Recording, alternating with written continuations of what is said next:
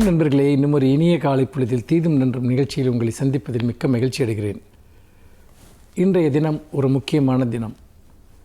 International migrants டே, சர்வதேச குடியேறிகளினுடைய தினம். இந்த தினம் இது மிக மிக முக்கியமான ஒரு நாள்.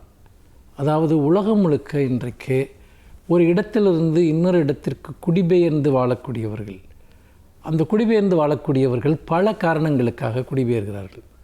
ஒருபுறம் போர், அதேபோல் இனவாத மதவாத வன்முறைகள், ஒடுக்குமுறைகள். இன்னொரு புறம் வாழ்வாதாரம் தேடி பிழைப்பிற்காக குடியேறக்கூடியவர்கள். இன்றைக்கு இந்தியாவில் மைக்ரன்ஸ் லேபர் பிரச்சனை என்பது பல மாநிலங்களில் ஒரு முக்கியமான பிரச்சனையாக இருக்கிறது. இந்தியர்கள் பலர் மைக்ரண்டாக வெளிநாடுகளுக்கு சென்று பணிபுரிகிறார்கள்.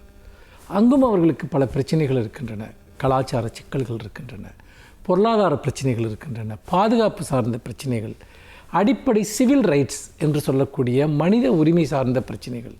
இது எல்லாவற்றையுமே வெவ்வேறு காரணங்களுக்காக உலகம் முழுக்க இது போன்ற குடியேறக்கூடியவர்கள், மைக்ரன்ட்ஸ் என்று சொல்லக்கூடிய சர்வதேச இந்த குடியேறிகள் அவர்கள் தொடர்ந்து எதிர்கொண்டு வருகிறார்கள். இதில் அகதிகளாக குடியேறக்கூடியவர்கள் அவர்கள் பல நாடுகளில், சில நாடுகளில் அரவணைக்கப்படுகிறார்கள், பல நாடுகளில் துன்புறுத்தப்படுகிறார்கள் என்பதை நாம் பார்க்கிறோம். அப்படி பார்க்கிற போது இன்றைக்கு உலகம் முழுக்க அவர்களுக்கான பாதுகாப்பு குறித்த கேள்விகள் இருக்கின்றன. இன்னொன்று, இயல்பான சூழலில் குடியேறக்கூடியவர்கள், முக்கியமாக தாங்கள் வாழுகிற, தாங்கள் பிறந்து வளர்ந்த மண்ணில் தங்களுக்கான வாழ்வாதாரங்கள் இல்லாத நிலையில் பெரும் கூட்டமாக வெளியேறி வேறு மாநிலங்களுக்கு சென்று வாழக்கூடியவர்கள். உதாரணத்திற்கு லட்சக்கணக்கான வட இந்திய தொழிலாளர்கள் தமிழ்நாட்டில் வசிக்கிறார்கள். இந்த மைக்ரன்ட்ஸ் லேபர் அவர்களுடைய ஊதியம், பாதுகாப்பு, அவர்களுடைய குழந்தைகளினுடைய கல்வி மற்றும் பாதுகாப்பு தொடர்பான பல விஷயங்களில் அரசு கவனம் செலுத்தி வருகிறது. சில மாநிலங்களில் குடியேறி வரக்கூடியவர்கள் அந்நியர்களாக அல்லது விரோத மனப்பான்மையுடன் நடத்தப்படுகிற ஒரு காட்சியையும் நாம் பார்க்கிறோம். அப்படி ஒரு அந்நியர்களாக விரோத மனப்பான்மையுடன் அவர்கள் நடத்தப்படுகிற இடங்களில் அவர்கள் அச்சுறுத்தலுக்கு ஆளாகிறார்கள். அவர்களை பாதுகாப்பது என்பது அரசு மட்டுமல்ல, ஒட்டுமொத்த சமூகத்தின் கடமையும் கூட. பொதுவாக குடியேறிகளின் மீது ஒரு இனவாத வெறுப்பு என்பது உலகளாவிய போக்காக இருப்பதை நாம் பார்க்கிறோம். குடியேறிகள் என்பவர்கள் வெறும் கைகளோடு வரவில்லை, அவர்கள் உழைக்கக்கூடிய கரங்களோடு வருகிறார்கள். அவர்கள் அங்கே எங்கு வேலை செய்கிறார்களோ அந்த மாநிலத்தினுடைய பொருளாதாரத்தை வளப்படுத்துகிறார்கள், அந்த நாட்டினுடைய வளத்தை அவர்கள் மேம்படுத்துகிறார்கள். அவர்களை ஒரு சுமையாக எப்பொழுதும் பார்க்க வேண்டிய அவசியமில்லை. இன்னொன்று, இந்த பூமி எல்லோருக்கும் சொந்தம் என்கிற மனநிலையை நோக்கி நாம் நகர வேண்டும். நாம் எந்த பூமியும், எந்த இடமும், எந்த ஒரு இனத்திற்கோ மொழியினருக்கோ மட்டும் சொந்தமானதில்லை. மாறாக எவரும் எங்கும் மனித உரிமைகளோடும், மனித கௌரவத்தோடும், மனித கண்ணியத்தோடும் வாழ்வதற்கான அடிப்படை உரிமைகள் எல்லோருக்கும் இருக்கின்றன. இதைத்தான் ஐநா மன்றம் 1999 அறிவித்த இந்த சர்வதேச இந்த மைக்ரன்ட்ஸ் டே, இந்த இன்டர்நேஷ்னல் மைக்ரன்ட்ஸ் டேயினுடைய மிக முக்கியமான நோக்கம். அதன்படி இன்றைக்கு குடியேறிகளினுடைய உரிமைகள் பாதுகாக்கப்பட்டிருக்கின்றன. அவர்களை பற்றிய மனித உரிமை சார்ந்த விழிப்புணர்வு இன்றைக்கு உலகம் முழுக்க விவாதிக்கப்படுகிற ஒரு தினமாக இருக்கிறது. நாம் குடியேறி வருகிற மக்களை சக தொழிலாளிகளாக, சக மனிதர்களாக நாம் மதிப்போம். அப்போதுதான் நாம் பிற இடங்களில் குடியேறி வாழ்கிற போது அதே உரிமையை எதிர்பார்ப்பதற்கான ஒரு தார்மீக ரீதியான பலம் நமக்கு இருக்கும். அந்த வகையில் யாதும் ஊரே யாவரும் கேளீர் என்கிற தமிழ் மரபின்படி நாம் குடியேறிகளையும் நம் சொந்த மக்களாக, சொந்த சகோதரர்களாக பாவிப்போம் என்பதை இந்த நாளினுடைய செய்தியாக கொள்ளலாம்.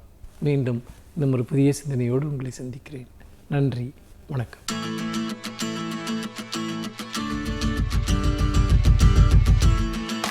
அனைவருக்கும் என் அன்பு வணக்கம். கடந்த 2 நாள்களாக இசைஞானி இளையராஜாவை பற்றிய ஒரு விவாதம் தொடர்ந்து நடைபெற்று கொண்டிருக்கிறது. ஊடகங்களில், தொலைக்காட்சிகளில், பத்திரிகைகளில், பார்க்கும் இடங்களில் எல்லாம் இளையராஜா பேசப்படுகிறார். அவருடைய இசைக்காக இல்லை, அவருடைய சாதனைகளுக்காக இல்லை, அவர் அரசியலுக்கு உள்ளே வந்து நாடாளுமன்ற மாநிலங்களவையில் உறுப்பினர் குறித்தும் இல்லை. அவர் பற்றி பேசப்படுவதெல்லாம் ஸ்ரீவில்லிபுத்தூர் ஆண்டாள் கோயிலுக்கு அவர் போனபோது அர்த்த மண்டபத்திற்கு உள்ளே வரக்கூடாது என்று சொல்லி தடுக்கப்பட்டது குறித்தது தான். அந்த அர்த்த மண்டபத்தில் கருவறைக்குள் நுழைய முடியாது என்பது போலவே அர்த்த மண்டபத்திற்குள்ளும் பிறர் யாரும் நுழைய முடியாது. இந்த பிறர் யார் என்பது தான் ஒரு பெரிய கேள்வி. யாருமே நுழைய முடியாது என்பதல்ல, பிறர் நுழைய முடியாது என்றால் யாரோ குறிப்பிட்ட சிலர் நுழையலாம், அவர்களை தவிர வேறு யாரும் உள்ளே நுழைய முடியாது என்பது தான் அதற்கு உள்ளே இருக்கிற செய்தி. இளையராஜா அவர்களை வரவேற்று அழைத்து சென்றிருக்கிறார்கள். அவருடைய இசைத்திறன், அவருடைய சாதனைகள் இவைகளை கணக்கிலே கொண்டு பொதுவான மக்களில் ஒருவராக பார்க்காமல் அவரை தனி மனிதராக சிறப்புடையவராக பார்த்து அழைத்து சென்றிருக்கிறார்கள். பேசிக்கொண்டே போன அவர் உடன் வந்த ஜீயர்கள் அந்த அர்த்த மண்டபத்திற்குள் போனபோது அவரும் நுழைய முயற்சிக்கிறார். அவரை தடுத்து நீங்கள் இதற்கு மேல் வரக்கூடாது என்கிறார்கள். இது நடந்த நிகழ்ச்சி. இதனை பல காணொளிகள் வெளியிட்டிருக்கின்றன. இப்போது ஒரு கேள்வி நமக்குள் எழுகிறது. ஏன் இளையராஜா நுழையக்கூடாது? எதை புரிந்து கொள்ள வேண்டுமென்றால், இது இளையராஜாவுக்கு மட்டும் விதிக்கப்பட்டிருக்கிற விதி இல்லை. ஒரு குறிப்பிட்ட சமூகத்தினரை தவிர, அந்த சமூகத்தினருக்குள்ளும் ஆகமங்கள் படித்தவர்களை தவிர வேறு யாரும் நுழையக்கூடாது என்று குறிப்பிடுகிறார்கள். இளையராஜா அப்படி ஒன்றும் தனக்கு அவமானம் நடந்துவிடவில்லை என்றும், நான் என்றைக்கும் சுயமரியாதையை விட்டு கொடுத்ததில்லை, சுயமரியாதையை விட்டு கொடுக்கவும் மாட்டேன் என்றும் சொல்லியிருக்கிறார். எனவே தான் அவமானப்படுத்தப்பட்டதாக அவர் கருதவில்லை.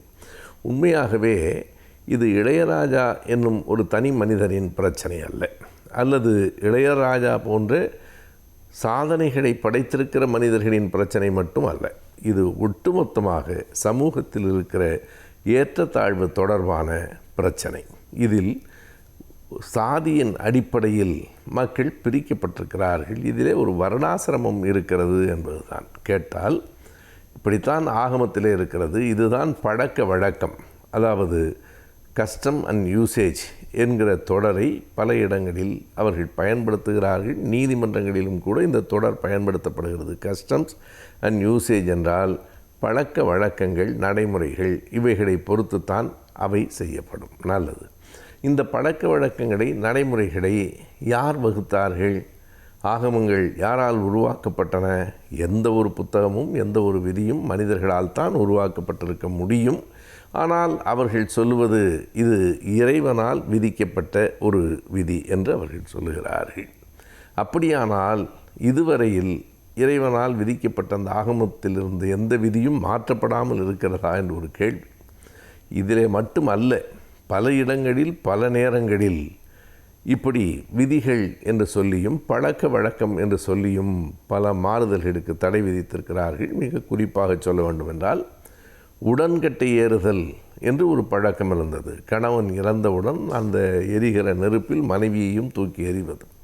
அதே போல பால்ய விவாகம், குழந்தைகளுக்கு திருமணம் செய்வது, இவைகளையெல்லாம் எதிர்த்து மாற்றி சட்டங்கள் கொண்டு வர முயற்சி செய்தபோது கடுமையாக எதிர்த்தனர். எதிர்த்தவர்கள் என்ன சொன்னார்கள் என்றால், இவையெல்லாம் பழக்க வழக்கம், கஸ்டம் அண்ட் யூசேஜ் என்றார்கள். இன்றைக்கு மாறி இருக்கிறதா இல்லையா? நேற்றைக்கு ஒரு பழக்க வழக்கம் மாறி இருக்கிறது என்றால் இன்றைக்கு இன்னொன்று மாறலாம். எல்லாம் மாற்றத்துக்குரியது, மாறவே கூடாது என்று கெட்டியாக எதனையும் பிடித்து வைத்து கொள்ள முடியாது. இளையராஜா இதனை எதிர்த்து சண்டையிட்டிருக்க வேண்டும். ஆனால் அவரோ அவர்களில் தானும் ஒருவனாக ஆகிவிட வேண்டும் என்கிற நினைப்புடையவராக இருக்கிறாரே தவிர இந்த அவமானத்தை எதிர்த்து போரிடக்கூடியவராக இல்லை. எனவே இது இளையராஜாவால் மாற்ற முடியாது, உண்மையான போராளிகளால் மாற்றப்பட வேண்டும்.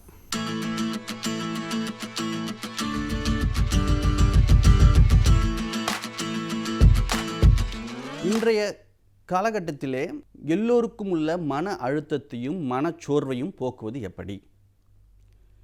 இந்த மன அழுத்தம், மனச்சோர்வு ஏற்படுவதற்கு பல்வேறு காரியங்களை நாம் ஆராய்ந்து பார்க்கின்றோம். இதிலே நான் சொல்வது போல நமக்குள்ள உள்ள ஒரு பயமும், நமக்குள்ள உள்ள பதட்டம், நம் தோல்வியை உற்றுவருமோ அப்படின்ற ஒரு பயம், ஒரு வாழ்க்கையை பற்றிய ஒரு பயம், எதிர்காலத்தை பற்றிய ஒரு பயம், இப்படி ஒரு பல்வேறு விதமான சிந்தனைகள் நம்மளுக்கு இந்த மன அழுத்தத்திற்கு காரணமாக அமைகின்றன. இதில் சின்ன சின்ன காரணங்கள் ஒவ்வொரு குடும்பத்திலும் ஒவ்வொரு மாணவர்களுக்கும் இதுதான் அப்படின்னு நம்ம பர்டிகுலராக சொல்ல முடியாத அளவிற்கு பல்வேறு காரியங்கள் இருக்கின்றன. இதில் பொதுவாக அப்படின்னு நம்ம பார்க்கும்போது நாம் தனியாக இருக்கின்றோமோ அப்படின்ற ஒரு ஃபீலிங். இரண்டாவது, நம்மை தனிமைப்படுத்தி விட்டார்களோ அப்படின்ற ஒரு ஃபீலிங். அதையும் தாண்டி நம்மை வேறுபடுத்தி பார்க்கிறார்களோ அப்படின்ற ஒரு ஃபீலிங். இரண்டாவது, அதுக்கு அடுத்தபடி பார்க்கும்போது நமக்கு மட்டுமே அநீதி இழைத்து விட்டதா இந்த உலகம், இந்த சமூகம் அப்படின்ற நமக்குள்ளே ஒரு கேள்வி. இப்படிப்பட்ட கேள்விகள். இரண்டாவது, சின்ன சின்ன குடும்ப வன்முறைகள், குடும்பத்திலே ஒவ்வொருத்தருக்கு ஒருத்தர் புரிதல் இல்லாத ஒரு காரணங்கள், இந்த ஒரு சிச்சுவேஷனை எப்படி நாம் கையாள வேண்டும் என்பதை பற்றிய போதிய அறிவு இல்லாத காரணம். அறிவுன்னு சொல்ல முடியாது, அறியாமைன்னு சொல்லலாம். அறியாமை. இப்படி பல்வேறு காரணங்கள் இருக்கின்றன. இது பொதுவாக. ரெண்டாவது, குடும்பத்தில் உள்ள முக்கியமான உறுப்பினர்களுக்கு முன்னாடி இருந்த வருமானம் இப்பொழுது இருக்காது. அது ரெண்டாவது, அந்த ஒரு வீட்டிற்கு தேவையான சகல வசதிகளையும் அவனால் முன்னாடி இருந்தது போல் அவனால் அனுபவிக்க முடியாது. இரண்டாவது, குழந்தைகளுக்கு ஏன் இப்படிப்பட்ட ஒரு மன அழுத்தம் ஏற்படுகின்றது? குழந்தைகள் இந்த டிஜிட்டல் லேர்னிங், ஆன்லைன் லேர்னிங் இப்படி சொல்கிறோமே, இதெல்லாம் நாம் எப்பொழுது கற்றுக் கொடுத்திருக்கிறோம் குழந்தைகளுக்கு? இல்லவே இல்லை. இப்பொழுது தான் புதிய சூழல். இந்த சூழலே குழந்தைகளுக்கு ஒரு மிகப்பெரிய ஒரு புதிய சூழல். இந்த சூழலிலே குழந்தைகள் தங்களை பாதுகாத்து கொள்வது எப்படி? இந்த சைபர் கிரைம், சைபர் புல்லிங் இப்படின்னு சொல்கிறார்கள், இதிலிருந்து எப்படி பாதுகாக்க? ரெண்டாவது, இந்த சூழலில் நம்ம உட்கார்ந்து நம்மளால் எவ்வளவு நேரம் அந்த ஆன்லைனிலே கிளாஸை கவனிக்க முடியும் அப்படின்ற ஒரு பயம் குழந்தைகளுக்கு. ரெண்டாவது, குழந்தைகளுக்கு இந்த ஆன்லைனில் தான் நம்ம அசஸ்மெண்ட் பண்ணுறோம், எவாலுவேஷன் பண்ணுறோம், இதெல்லாம் ஒரு குழந்தைகளுக்கு ஒரு பயம். அந்த ஆன்லைனில் டீச்சிங் பண்ணுறவங்க என்ன சொல்லுவாங்களோ, எல்லா குழந்தைகளும் கேட்குறாங்களே, நம்மளை பற்றி என்ன சொல்லுவாங்களோ, நம்ம என்ன பேச முடியலையே. அது ஒரு சில குழந்தைகள் பார்த்திங்கன்னா, நீங்கள் முன்னாடி ஒரு க்ரௌடில், ஒரு கூட்டத்திலே முன்னின்று வரமாட்டார்கள். ஒரு அச்சம் தான் காரணம் அதற்கு. ஸோ இதையெல்லாம் போக்க வேண்டும். இதற்கெல்லாம் லீடர்ஷிப் ஸ்கில்ஸ் நம்ம எப்படி இம்ப்ரூவ் பண்ணுறது அப்படின்ற விஷயம் இருக்குது. இந்த மாதிரி பல்வேறு காரணங்கள் இருக்கின்றன. கல்லூரி மாணவர்களுக்கு எடுத்துக்கொண்டே வேணால், எக்ஸாம்ஸ் இருக்குன்னு சொல்கிறார்கள், ஆனால் இல்லை. எக்ஸாம்ஸ் வரும்னு சொல்கிறார்கள், ஆனால் வரல. அடுத்து உயர்கல்வி படிப்பது எப்படி? இந்த உயர்கல்வி நம்ம எப்படி அணுகுவது? இதில் காலேஜ் எப்போ திறப்பாங்க? நம்ம காலேஜ் லைஃப்பை எப்படி என்ஜாய் பண்ணுவது? அது கேரியர்ஸ், அதாவது அடுத்த கட்டத்திற்கு எப்படி செல்வது? இப்படி பல்வேறு காரணங்கள் கல்லூரி மாணவர்களுக்கு இருக்கின்றன. அது மாதிரி அடலசன்ஸ் அப்படின்று பார்க்கும்போது அவர்களுக்கும் உள்ள மன அழுத்தம் இருக்க தான் சரி. ஏன்னா அவங்க எல்லாருமே ஒரு ஃப்ரெண்ட்ஸ், பியர்ஸ் குரூப்ஸ்ன்னு சொல்லுவார்கள், இவர்களோட கனெக்ஷன் ஆகியிருக்காங்க. அப்போது ஒவ்வொருத்தருக்கும் பேசி அளவலாகி வெளியில் ஒரு சாதாரணமான ஒரு சூழல் கிடையாது. அவங்களுக்கு என்ன ஆகுது? ஒரு விளையாட்டினுடைய நேரம் கட் ஆகிடுது. அதே மாதிரி மற்ற மாணவர்களுடைய, அதாவது சக மாணவர்களுடைய அளவலாகக்கூடிய நேரம் இல்லை. அதாவது ஒன்றுக்கு ஒன்று ஃபேஸ் டு ஃபேஸ் அப்படி கிடையாது. வீடியோ கால் பண்ணலாமா, அது வேறு விஷயம். இப்படி எல்லாமே ஒரு சாதாரணமாக இருக்கின்ற நிலைமை தலைகீழாக மாறும்போது அந்த அச்சுறுத்தல் இருக்கத்தானே செய்யும். இதை எல்லாமே நம்ம ஒவ்வொரு ஏஜ் குரூப் அப்படின்னு சொல்வார்கள். இந்த குழந்தைகள் 1 முதல் 5ஆம் வரை உள்ள குழந்தைகளை எப்படி கையாள்வது? 5வது படிக்கும் 6வது படிக்கும் மாணவர்கள் முதல் 8ஆம் வகுப்பு மாணவர்கள் வரை உள்ள குறைகளை எப்படி கையாள்வது? பிறகு 12ஆம் வகுப்பு மாணவர்களுக்குள்ள மன அழுத்தத்தை எப்படி போக்குவது? டீனேஜ் கல்லூரி மாணவர்கள், குடும்ப நண்பர்கள், குடும்ப உறுப்பினர்கள், வயதானவர், இவர்கள் ஒவ்வொருவருக்கும் ஒவ்வொரு மாதிரியாக இந்த மன அழுத்தத்தை கையாள வேண்டும். பொதுவாக இந்த ஒரு பதிவிலே நம்ம குழந்தைகளினுடைய மன அழுத்தத்தை, படிக்கிற மாணவர்களுடைய மன அழுத்தத்தை போக்குவது மட்டும் எப்படி அப்படின்றத மட்டும் நம்ம பார்ப்போம். இப்போது எல்லாருமே ஸ்கூல் கேம்பஸ், ஹாஸ்டல் கேம்பஸ் இப்படிலாம் கேள்விப்பட்டிருக்கோம். ஆனால் ஹோம் கேம்பஸ், இதுதான் புதிய வார்த்தை. ஹோம் கேம்பஸ் அப்படின்ற வார்த்தை புதிது.